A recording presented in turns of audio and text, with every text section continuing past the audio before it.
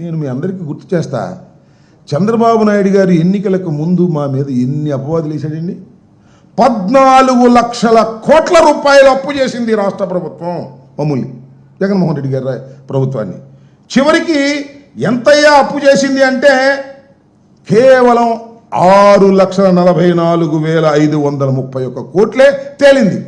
14 లక్షలు ఎక్కడ, 6,46,000 కోట్లు ఎక్కడ? చూడండి, డబుల్ కన్నా ఎక్కువ చెప్పేశాడు.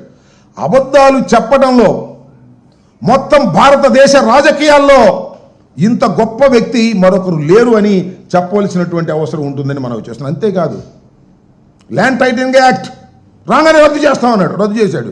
కానీ దానిలో ఉన్న విషయాలన్నీ కూడా ఇవాళ మోస్తున్నటువంటి విషయం మీరు గుర్తు చేస్తూ ఉన్నాను. అంతేకాదు, ప్రభుత్వ భవనాలకు 4,000 కోట్లు ఖర్చు పెట్టింది ఈ ప్రభుత్వం అని మమ్మల్ని అన్నాడు.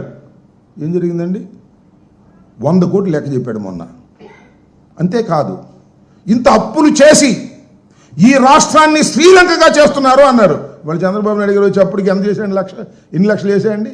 1,09,000 కోట్ల రూపాయలు ఈ రోజుకి అప్పు చేసినటువంటి ఘనుడు నారా చంద్రబాబు నాయుడు గారు. అసలు విశ్వసనీయత గురించి మాట్లాడే హక్కు నారా చంద్రబాబు నాయుడు గారికి లేదు అని ఈ సందర్భంగా నేను చెబుతూ ఉన్నా. మీరు చూశారు, 4 సార్లు ముఖ్యమంత్రి అయ్యాడు, ఒకసారి కాదు 4 సార్లు అయ్యాడు. అదృష్టం మహానుభావుడు, కొన్ని పరిస్థితుల వల్ల 4 సార్లు ముఖ్యమంత్రి అయ్యాడు. ఏ రోజునైనా ఈ 4 సార్లు కూడా ఇచ్చిన హామీని నెరవేర్చినటువంటి సందర్భం ఉందా?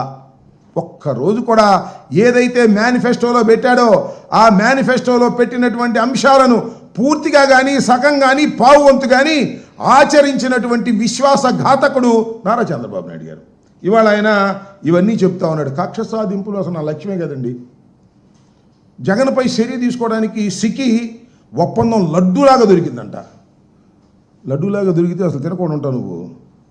ఆ లడ్డు పుచ్చిపోయిన తింటావు, ఏ లడ్డు అయినా తింటావు, కానీ అది తిన్నావా నీ గొంతు పట్టుకుంటుంది. దీనిలో ఏమీ లేదు అనే విషయం తెలిసిన తర్వాత ఏమీ చేయలేని ఒక స్థితిలోకి నువ్వు ఉన్నావు.